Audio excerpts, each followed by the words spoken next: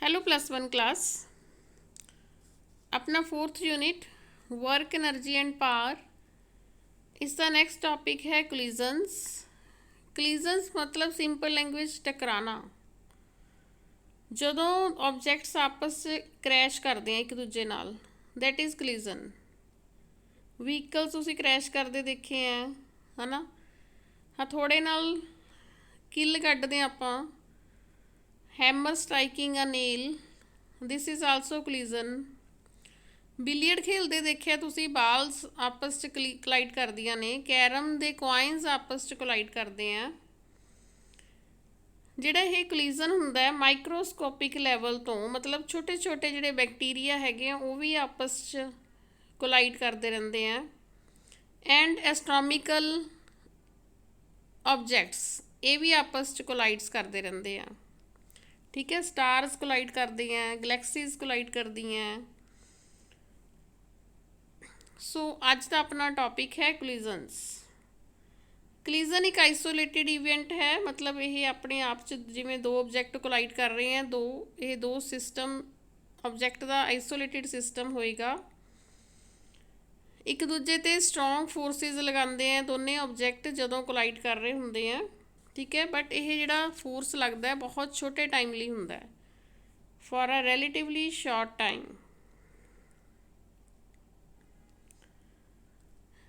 Collisions की भी types हैं, elastic collisions and inelastic collision. First है इलास्टिक कोलिजन। इलास्टिक कोलिजन वो होंदा है जिस दे विच काइनेटिक एनर्जी का लॉस नहीं होंदा हैगा। There is no loss of kinetic energy. Collision तो पहला जिन्नी काइनेटिक एनर्जी सी उन्नी ही बाद च होएगी।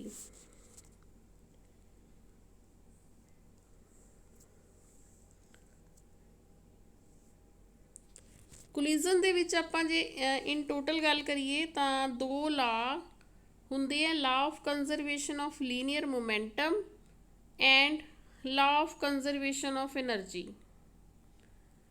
हुण इलास्टिक कोलिजन दे विच लीनियर मोमेंटम, टोटल जिहड़ा लीनियर मोमेंटम हुंदा है ऑब्जेक्ट्स दे कोलिजन तो पहला और कोलिजन तो बाद कंजर्व रहिंदा है। मतलब जिन्ना पहला सी लीनियर मोमेंटम उन्ना ही बाद च होएगा।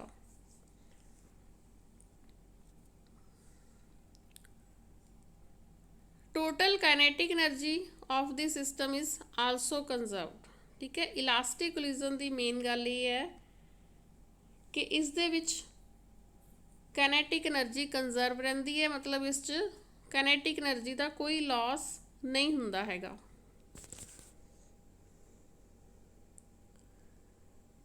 इस दी एग्जाम्पल तुसी लै सकते हो एटॉमिक ते सब एटॉमिक पार्टिकल्स, इन्हां विच इलास्टिक कोलिजन हुंदा है। बॉल्स दे विच जदों कोलिजन हुंदा है then that is elastic.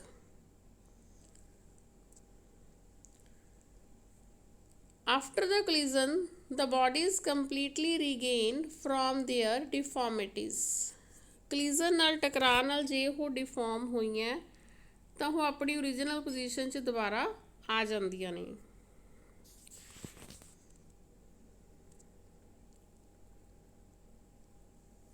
Next है completely in elastic collisions. In elastic collision वो हुंदा है जिस दे विच काइनेटिक एनर्जी का लॉस हुंदा है। कोलिजन तो पहला ते कोलिजन तो बाद काइनेटिक एनर्जी लूज हुंदी है। प्रैक्टिकल लाइफ दे विच जिन्ने भी आपां अपने आले दुआले कोलिजन देखते हैं वो इन इलास्टिक हुंदे हैं।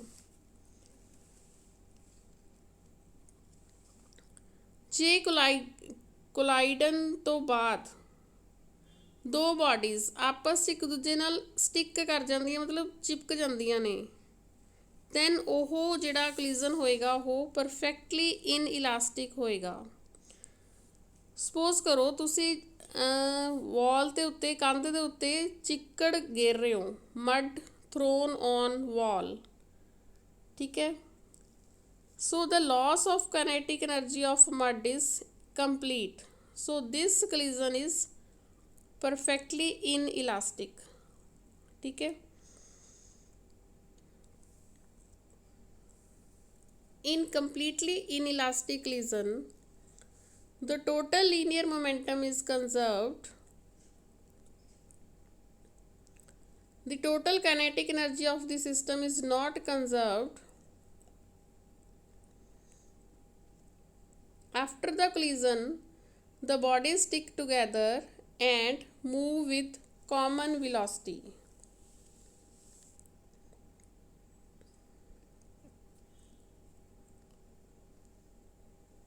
Now, inelastic collision. Inelastic collision ਦੇ ਵਿੱਚ total linear momentum conserve ਰਹਿੰਦਾ ਹੈ. Total kinetic energy of the system conserve नहीं ਰਹਿੰਦੀ ਹੈਗੀ. After the collision, the bodies partially regain from their deformities and some of the initial kinetic energy is lost. This is inelastic collision.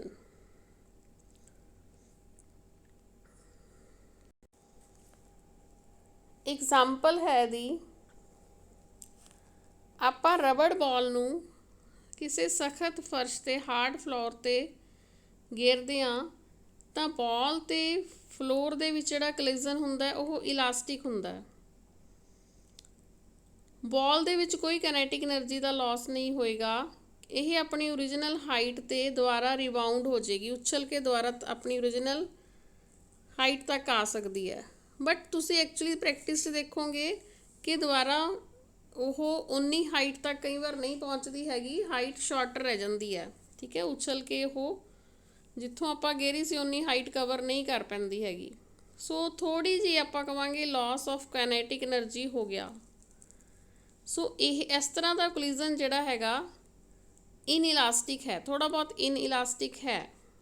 ਠੀਕ ਹੈ, ਜੇ ਆਪਾਂ neglect ਕਰ ਸਕਦੇ ਹਾਂ ਇੰਨੀ ਕੁ ਕਾਈਨੈਟਿਕ એનર્ਜੀ ਦਾ ਲਾਸ ਤਾਂ ਇਸ ਕੋਲਿਜ਼ਨ ਨੂੰ ਆਪਾਂ ਇਲਾਸਟਿਕ ਕੋਲਿਜ਼ਨ ਕਹਿ ਸਕਦੇ ਹਾਂ.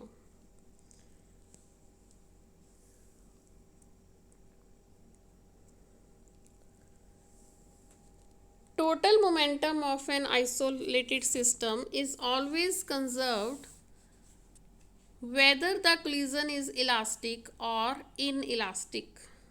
ਤੁਸੀਂ ਹੁਣ ਤੱਕ ਇਹ ਸਮਝ ਚੁੱਕੇ ਹੋ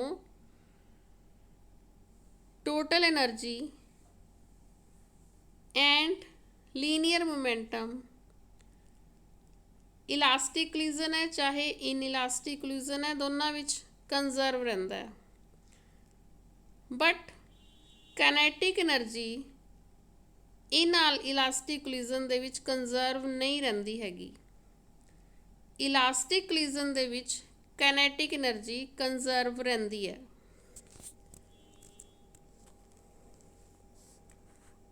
But the total kinetic energy is conserved only in elastic and not in inelastic collision. In inelastic collision, the loss of kinetic energy appears in any other form of energy, usually heat energy. No collision is perfectly elastic nor completely inelastic. Most of the collisions are inelastic. ਠੀਕ ਹੈ, practical life 'ਚ ਨਾ ਤਾਂ ਪੂਰਾ ਕੋਈ ਕੋਲਿਜ਼ਨ elastic ਹੁੰਦਾ ਨਾ ਇਨਇਲਾਸਟਿਕ ਹੁੰਦਾ.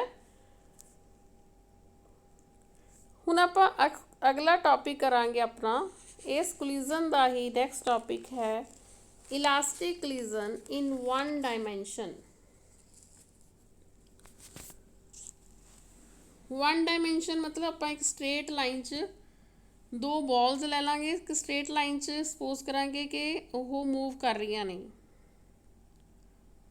ਠੀਕ ਹੈ, ਦੋ ਬਾਡੀਜ਼ ਜਾਂ ਦੋ ਬੋਲਸ ਇਨੀਸ਼ੀਅਲੀ ਸਟ੍ਰੇਟ ਲਾਈਨ 'ਚ ਮੂਵ ਕਰ ਰਹੀਆਂ ਨੇ, ਫਿਰ ਇੱਕ ਦੂਜੇ ਨਾਲ ਸਟਰਾਈਕ ਕਰਦੀਆਂ ਨੇ.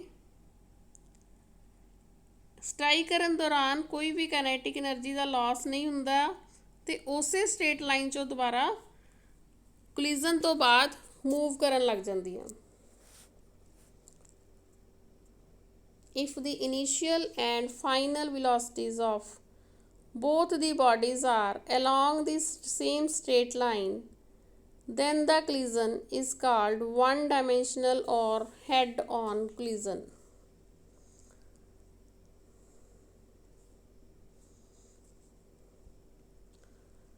you can see the collision। देखो collision होया, उस तो बाद balls कुछ अपनी अपनी velocity ਦੇ ਨਾਲ ਅੱਗੇ move ਕਰ ਰਹੀਆਂ। ਹੁਣ ਆਪਾਂ ਇਸ collision ਤੋਂ ਪਹਿਲਾਂ ਔਰ collision ਤੋਂ ਬਾਅਦ ਇਹਨਾਂ ਦੀ kinetic energy ਤੇ momentum ਦੇਖਾਂਗੇ। Again you can see the collision।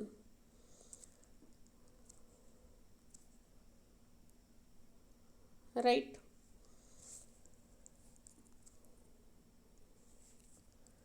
हाँ जी, अपने कोल हुण दो बॉडीज़ हैं या बॉल्स ही ले लो, ए एंड बी बॉल्स हैं दो। एक दा मास है m1, दूसरी दा मास है m2। m1 मास वाली बॉडी मूव कर रही है इनिशियल वेलोसिटी u1 नाल, m2 मास वाली बॉल u2 इनिशियल वेलोसिटी नाल मूव कर रही है।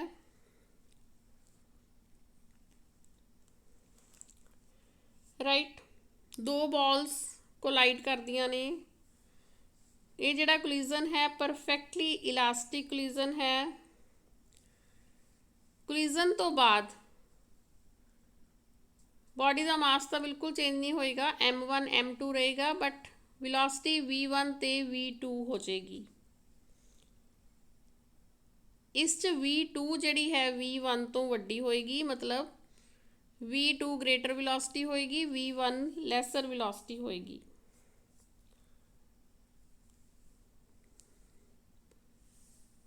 एंड ड्यूरिंग कोलिजन, जदों कोलिजन होया दो बॉल्स आपस च टकराइयां तो उन्होंने फोर्स एक्ट कर रहे हैं। One force is F21, other is F12।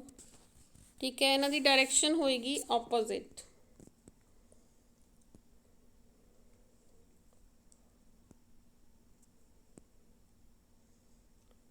Scalar treatment of quantities for simplicity. ठीक है, आपां इन्हां दी वैक्टर क्वांटिटी नहीं लवांगे, आपां इस आर्टिकल नूं सिंपल बनाना है, इस करके इन्हां क्वांटिटीज़ दा स्केलर ट्रीटमेंट ही करांगे,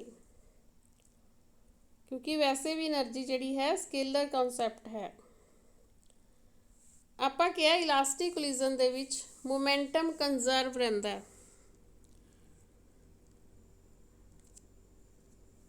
मोमेंटम कंजर्व रहिंदा मतलब कोलिजन तो पहला जिहड़ा मोमेंटम सी ओह कोलिजन तो बाद जिन्ना मोमेंटम है दोनों इक्वल होणगे। मोमेंटम तुहानूं पता है मास इंटू वेलोसिटी हुंदा है। ठीक है, सो आफ्टर कोलिजन हो गया m1 v1 plus m2 v2। हुण आपां दो बॉल्स लै रही हां, इस करके दोनों का मोमेंटम लवांगे। ये हो गया फाइनल मोमेंटम, ये किस दे इक्वल होएगा, इनिशियल मोमेंटम दे, m1 u1 plus m2 u2 दे।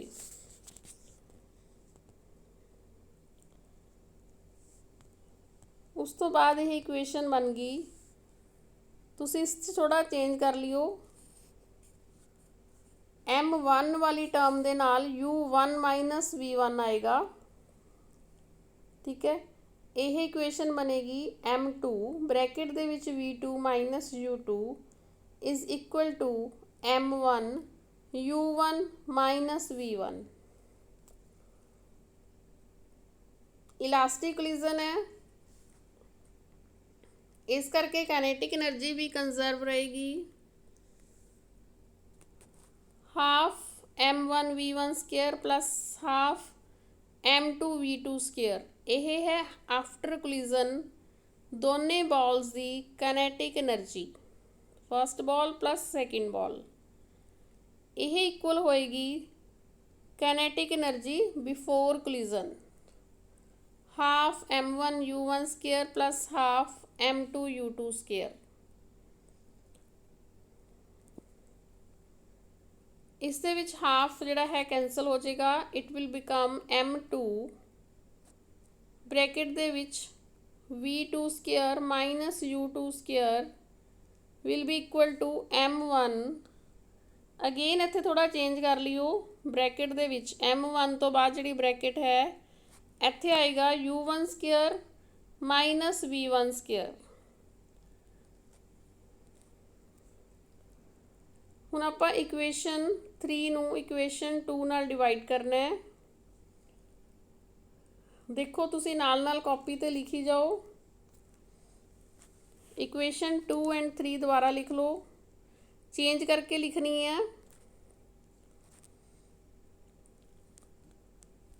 राइट, अपने को आ गया, तुसी कॉपी ते करके देखोगे थानू क्लीयर हो जाएगा। V2 plus U2 is equal to V1 plus U1।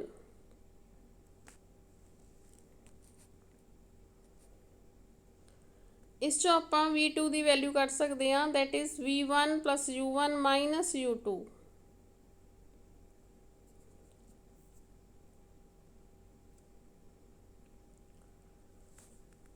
हुण आपां V2 की वैल्यू जिहड़ी 5 इक्वेशन तो लई है वो फस्ट इक्वेशन च पावांगे।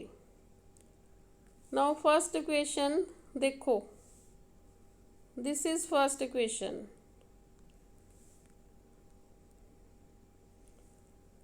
सो अपने को आ जाएगा M1 V1 plus M2 V1 plus U1 minus U2 is equal to M1 U1 plus M2 U2। Right, ये तुसी अपने आप करके देखोगे थानू ज़्यादा क्लीयर होएगा।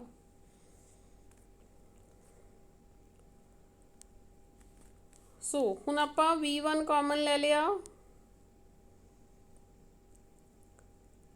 V1 ब्रैकेट दे विच M1 plus M2 is equal to U1 bracket दे विच M1 minus M2 plus 2M2 U2। यह तुसी अपनी कॉपी ते अपने हाथ नाल करोगे तो थानू बिल्कुल क्लीयर हो जाएगा। सो इस चो आपां मेनली V1 की वैल्यू कर लैनी सीगी, इस करके आपां ये सारा कुछ रीअरेंज किया सी। V1 is equal to U1 bracket दे विच M1 minus M2 plus 2M2 U2 upon M1 plus M2। So this is value of V1। Any velocity नाल बॉल कोलिजन तो बाद फस्ट बॉल दी वेलोसिटी दिस मच होएगी after collision. हुण फिर आपां जिहड़ी इक्वेशन 4 सीगी V2 plus U2 is equal to V1 plus U1। देखो इक्वेशन 4, ठीक है, यह इक्वेशन 4 आपां दोबारा ले ली। इस चो आपां V1 की वैल्यू ले ली V2 plus U2 minus U1। यह V1 की वैल्यू आपां इक्वेशन फस्ट च पुट कर रहे हैं। हुण this is equation first.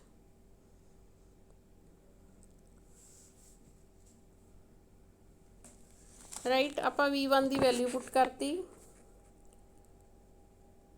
V2 जिथे भी सी आपां कॉमन ले लिया, V2 M1 plus M2 is equal to U2 M2 minus M1 plus 2M1 U1।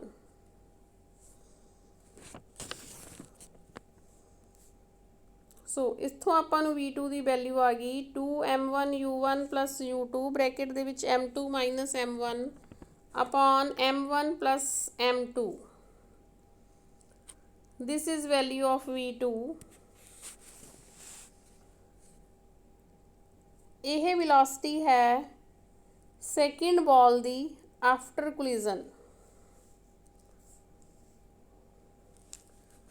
Equation 6 and 8 gives the final velocities after collision in terms of their masses and initial velocities।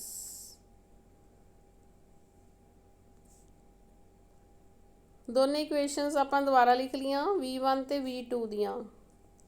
इस च हुण आपां special cases discuss करांगे। Case 1 है, जे suppose करो दोनों masses ball दे masses same है, M1 is equal to M2, suppose कर लो कि M है, then V1 will be equal to U2 and V2 will be equal to u1, क्योंकि m ਤਾਂ ਕੈਂਸਲ ਹੀ ਹੋ ਗਿਆ।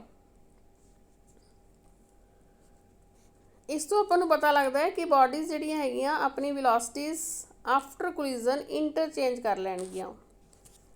ਠੀਕ ਹੈ, ਦੂਸਰੀ ਬॉल ਦੀ ਇਨੀਸ਼ੀਅਲ ਵੈਲੋਸਿਟੀ ਪਹਿਲੀ ਬॉल ਦੀ ਫਾਈਨਲ ਵੈਲੋਸਿਟੀ ਬਣ ਜਾਏਗੀ। ਪਹਿਲੀ बॉल ਦੀ ਇਨੀਸ਼ੀਅਲ ਵੈਲੋਸਿਟੀ ਦੂਸਰੀ बॉल ਦੀ ਫਾਈਨਲ ਵੈਲੋਸਿਟੀ ਬਣ ਜਾਏਗੀ। If the second body was at rest before collision, ਹੁਣ ਸਪੋਜ਼ ਕਰੋ ਜਿਹੜੀ ਫਸਟ बॉल ਹੈ मूव ਕਰਦੀ ਆ ਰਹੀ ਹੈ but second ball at rest ਸੀਗੀ, मतलब u2 0 C. then v1 is equal to 0 and v2 is equal to u1।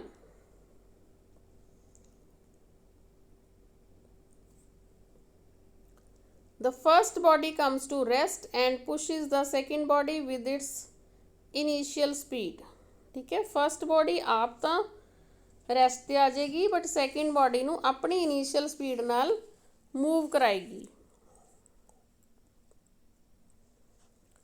Carrom खेलते हुए तुसी यह फिजिक्स का लॉ लगा के देखियो, कोलिजन इस तरीके नाल करके देखियो। हुण आपां दोबारा लै रहे हैं v1 की जिहड़ी वैल्यू फाइंड आउट की सी एंड v2 दी। ठीक है, इस होर केस लैने आपां, जे फस्ट बॉल जिहड़ी हैगी है उहदा मास सैकेंड बॉल नालों काफ़ी ज़्यादा है, इन्ना ज़्यादा है कि आपां फस्ट बॉल के सामने सैकेंड बॉल नूं 0 मास का सपोज कर सकते हैं।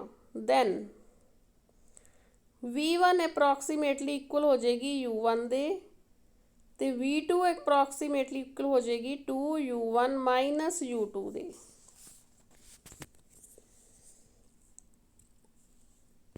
Right, the first body continues almost undisturbed and the second body flies off with greater velocity। If the second body was at rest before collision, u2 है 0। ठीक है, collision तो पहला second body at rest सीगी, then v1 will be approximately equal to u1,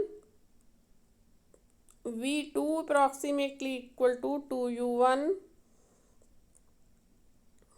ਇਹ ਤੁਸੀਂ experience ਤਾਂ ਕਰ ਸਕਦੇ ਹੋ ਜੇ ਕੈਰਮ ਦੇ ਵਿੱਚ ਤੁਸੀਂ ਕਾਫੀ ਹੈਵੀ ਸਟ੍ਰਾਈਕਰ ਲੈ ਕੇ ਨੋਰਮਲ ਜਿਹੜੇ ਕੈਰਮ ਬੋਰਡ ਦੇ ਕੋਇਨ ਹੁੰਦੇ ਨੇ ਉਹਦੇ ਨਾਲ ਪਲੇ ਕਰੋਗੇ।